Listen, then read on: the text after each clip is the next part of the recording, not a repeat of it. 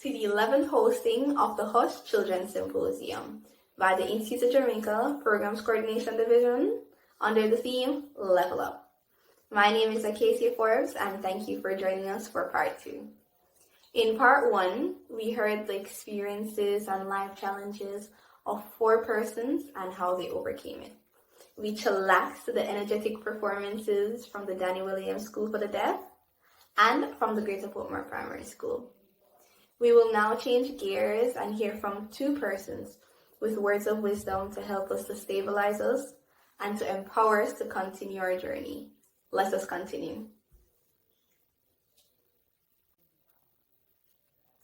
Let's feel the rhythm, feel the beat, and all a steady ready with the drummers from the East Street Junior Center. Let's give them a round of applause.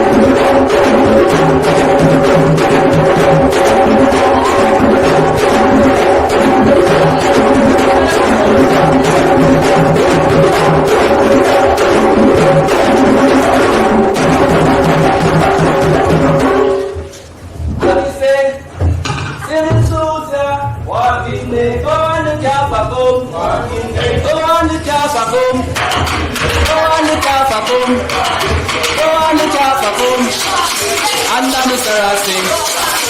Under Mr. Rossi. Under Mr. Rossi. Under Mr. Rossi. Go on, Mr. Pakum. Go on, Mr. Pakum. Go on, Mr. Pakum. Go on, Mr. Pakum. The one that's in our play tonight. First it's for that night. So let us be out your hand. Burn the gun on your cherry. And now Mr. Rossi. And now Mr. Rossi. And now Mr. Rossi. And now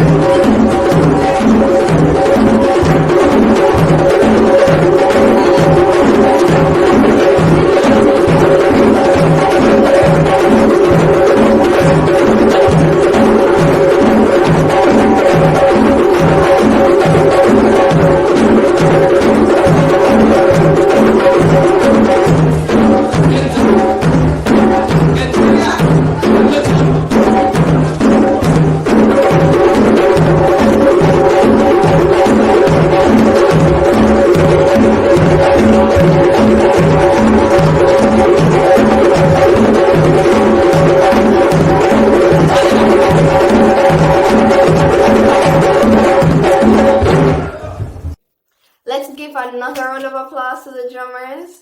You guys were amazing.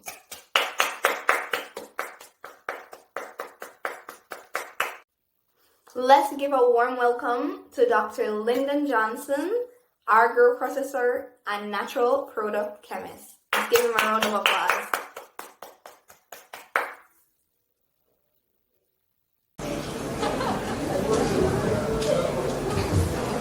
So there are a few objects I carried which I believe can help in conveying what we want to share with you in the moments I have.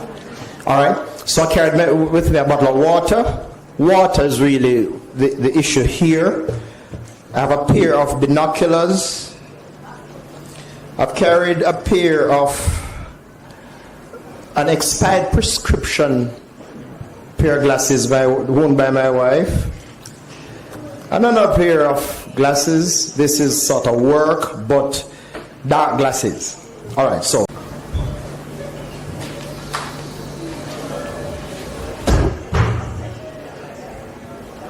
Why water? So let me just run very swiftly. Why water? I took out the label of this so that, you know, if you wish and when you have your own time, you could get a bottle of water and try to look through it and to look at objects, because here's the challenge we face. Let us say I'm here in life and my objective is to be located over where the keyboard is as sort of my destiny, my purpose. And vision is therefore my capacity to see myself over there before I reach. So we talk about vision, and you know the Jamaican Society for the Blind, on their logo outside, they carry what is also written on the wall of their buildings on Europe Road. It is the worst thing to have sight, but to lack vision. And indeed, in Holy Scripture it speaks of, without a vision, the people perish. Alright, so vision now is really this ability to look at yourself tomorrow or whenever. It is to be able to see where you are going before you get there. It is this capability to look at yourself in your medical garb even while you're in high school. To look at yourself in a lab or in a business place or wherever. Even long before people can imagine you getting there. So the challenge we face today, and what I hope in my few minutes to be able to help you with, it is to deal with some of these things which are kind of impediments to vision. It is to to get you past the hurdles, get you past these things that will prevent you. And water is one of them. Not for drinking, not for bathing, but for perception. Have you ever, here's the question, have you ever tried to look at somebody while you're crying? Oh, them look. You know? And just as a test, as I say, we can look at water and then try to look at each other through the mist of water. And I'm using it figuratively because here we're talking about through the mist of your tears or your experiences or things you have been through in life. If you have had bitter experiences and then you are looking at people through those bitter experiences or through your pain or through your rejections or failures or abandonments or whatever it is, then the water of your experience is going to impose a distortion on your vision. It is going to cause what you look at to look different. No matter how pretty your wife is, no matter how handsome your husband be, look at him or her through a mist of water and him look twisted, bent up and ugly. And many times this is what happens in life when you have the perfect vision, perfect purpose, but you look at it through your pain. You look at it through the failures you have experienced in life, and as a result of that you refuse it or you debase it or you devalue it because it look bend up and twist up. Ladies and gentlemen, students, if you look at your own reflection or a picture of yourself, the best picture you took in your life, but look at it through this, how it look. And if you are looking at yourself through pain, through the father who wasn't there, through who said what about you, then you are going to impose on yourself a value that is less than you are worth. You're going to look distorted, you're going to look ugly, you're going to look bent up, and you're not. It is just because you are devaluing yourself based on what you're looking at yourself through. If you believe you are the outcome of other people's doomsday scenarios, then you're going to look at yourself the way they. And as a result, you're not going to appreciate who you are. And if you think you are worth nothing, then you're going to treat yourself accordingly. In other words, and I heard my daughter talking to some young people once, and she said, don't be like scrap metal. Don't be like scrap metal. You can take a vehicle. When it was operational, thousands upon thousands of dollars, US, its value. If it is sold for scrap, they don't look at it based on its design and its engine capacity. They must wait and throw upon the truck back. So your value is not based on your capability. Your value is based on just your crude weight. And what then is given in exchange for you is nothing. If you see yourself as scrap metal, you're going to be sold for little or nothing. You're going to give up yourself for little or nothing because that is what you think you're worth. And that outcome is determined by perhaps what you see when you look at yourself. The binoculars I carried, very useful device, especially when you need to look at small objects way over into the distance. Very interesting, very powerful, help a whole heap. But here, and here is a point I'm making. It has to do with this thing called hypersensitivity. It is one thing when I use the binoculars to look at a mountain top or some faraway object. But if I should try to look at my virgin next door to me here using the binoculars, what a problem I'll encounter. Because he's already so close, it is going to magnify the image so much that it becomes meaningless. This is what happens in your life when you over amplify issues which are really immaterial. Sometimes you have some like a full, a little mini pimple. Nobody notices except you believe that the whole world has gravitated towards it. So anybody who look at you must be looking at your pimple. When in fact you are the only person in the room who noticed there's even a pimple, much less to figure what does it make her look better or worse. And sometimes based on the use or misuse of what is supposed to give you long-range vision, if you impose it on short-range circumstances and peripheral issues, you sometimes end up having it fill your field of vision. Your view becomes consumed with irrelevance. So what you focus on is meaningless. What you spend your time agonizing over is neither here nor there. Somebody said, don't affect the price of rice in China. Go nowhere. Nothing. But yet it becomes the center of your universe. Why? Because of the magnification you have placed on issues which don't matter. We call this perspective. Always remember, keep things in perspective. Even if it is painful now, it will pass. It will pass. I borrowed this to make a point. No, number one, it don't belong to me. And that's a part of the point. Because if it does not belong to me, it was never prescribed for me, but I tried to wear it, then what going to me? It going to spoil me item. Because it was never prescribed to deal with my problem. And this is what I'm the point. When you try to live your life according to somebody else's prescription, you're going to have a whole heap of problems. Because what the lenses are designed to correct, you don't have the problem there. So it's going to end up overcorrecting. So you're going to have a new problem. And as a result of that, you're going to walk about life perhaps looking pretty. Because, you know, it's an expensive frame. But you not see where you go. You won't look up in a tree. You're going to fall in ditches. Because you are not using what is appropriate for your situation. Something work for somebody else over there will not necessarily work for you here. And somebody made a point, it's going to spoil your eye. So let us say you start out and everything was quite fine with your eyes, but because you have imposed on yourself somebody else's prescription, all of a sudden now it distorts your own vision. So even after you take off a problem and put it down, you still have to see everything wavy. Because you have now strained your own ability because of what you impose on yourself. And by the way, did I mention this was an expired prescription? So it belonged to my wife.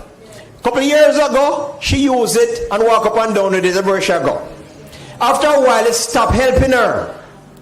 Which means that there is a certain time dependence on the relevance of this device. It helped her for a while. Not everything that helps you for a while will help you all the time. Some things expire. Let me stretch it. Some friendships expire. Some relationships, the truth be told, hit the road, Jack.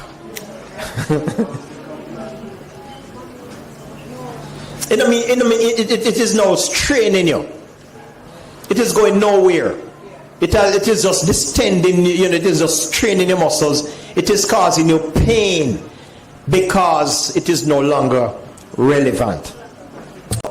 Please make sure in your pursuit of vision that you work with what work for you. In your study time, I've gone through a lot of studies, but I operate different. Some people sit down and feel like they are effective, then spend just hours up and hours staring at the pages of the book. When in fact you might well find that, and for me that could never work. So I play a lot of football. I was a footballer, playing for Clarendon College, UE, different things. And I find it most effective to play a game, all of back, and then go spend 2-3 hours studying. You remember it more. So I use what worked for me. And I would see people on the way to the field, they must study. On the way back from the field, they must study. On the way to the bathroom, they must study. And at the end of the exam result, them fail. Because often they do what they see other people doing without asking, is it effective? I remember being invited once, I'm getting ready to close my time, to talk to some folks about working hard. It was a Christian group, apparently that are whole lazy people that were not pulling their weights. So they had this big banner, much like you have, and on it was written, working hard for the Lord. The only thing is that I couldn't go talk about that. So, after the pleasantries and introductions were over, I stood right under their big banner and I said, don't work hard. So of course everybody gets surprised, and those who invited me start scratch. God, I wonder what happened to this brethren, because clearly he can't read. Look on the thing right above his head, working hard. I said, no, I cannot in good conscience tell you merely to go work hard. I'm here to tell you, work smart. As those of you who search the scripture will find, the fishermen went out to catch fishes. They toil all night. What they catch? That name work hard. So work hard in and of itself does not guarantee success. Work smart does. So just merely putting out sweat equity does not guarantee results. But the capacity to be effective, to be goal-oriented, to be result-oriented, to look at what is the outcome you want and then plan what to do to get the outcome you want is quite a different thing than just simply sweating. Looking busy, but accomplishing nothing. And so many of you are going to realize that how far you reach in life is going to depend very much on what works for you. The prescription that is yours and that is time sensitive and that is relevant and that is efficient is what you should work with, even if that is not the prescription for your neighbor. So everybody I walk with them pants drawn down and I've been up them face, I lean up on wall, but you want on surgeon. So lean up on wall can't get you into med school. Come off of the wall. Deal with it. Because at the end of the day, what that man is hoping out of life based on his prescription is not what you are hoping for. And there comes that time you have got to decide enough is enough. Finally, I carry this. It's actually under very, very sunny conditions. It's a very, it's actually work glasses. So if I'm working in the sun, doing heavy, work on a sun conditions, it helps to protect your eyes from the glare. And it kind of looks stylish too. So, you could have put it on and you could have kissed it in various ways, including upside down. Including, but, some people try all kind of ways, to be the eating. And the point is, I'm confronting this thing that people have, that image is everything. Because this represents image. How other people perceive you. And how you want to be perceived by other people.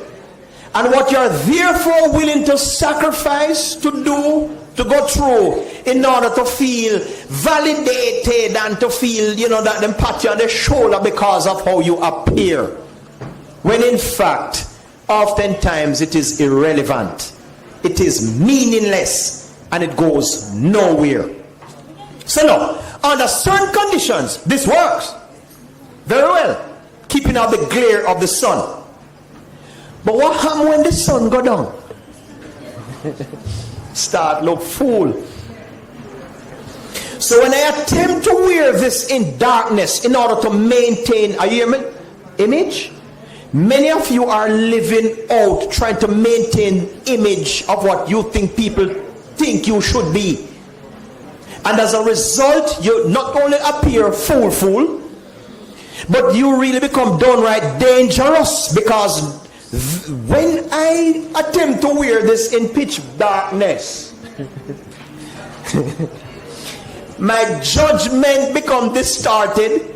My capacity to sense distance is affected, so I can't tell where the thing there. I'm not seeing where the hole and the pitfalls are. In fact, I might not even notice that a wall is before me.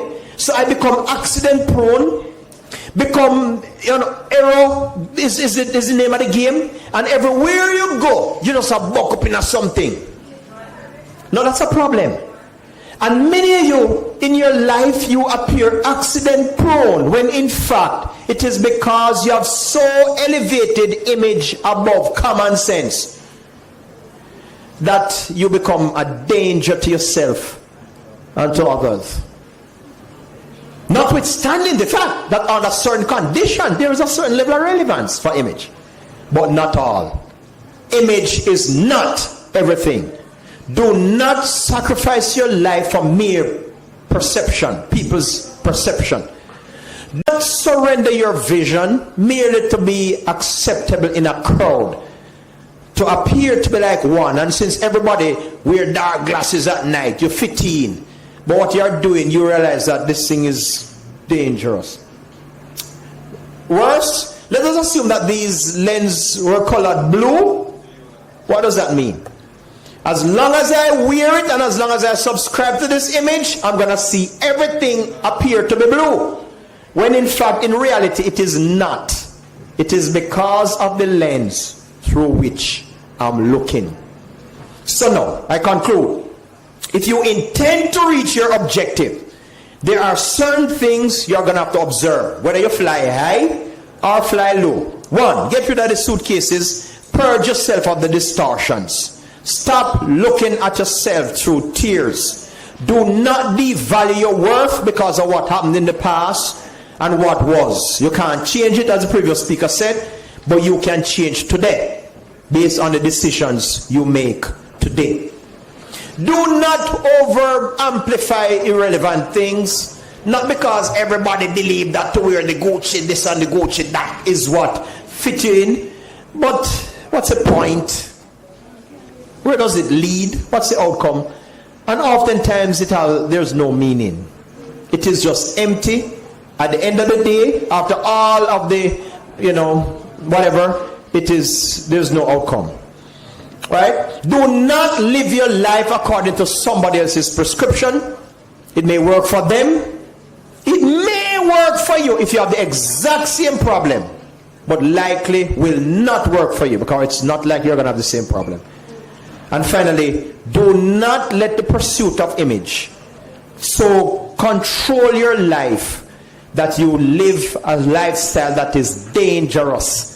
You embark on a pattern of conduct that render you at risk in many different ways. Ladies and gentlemen, all the best. And I hope when we meet again, it is over by your objective. Thank you very much for your kind attention. Thank you again, Dr. Johnson. Let's give another round of applause.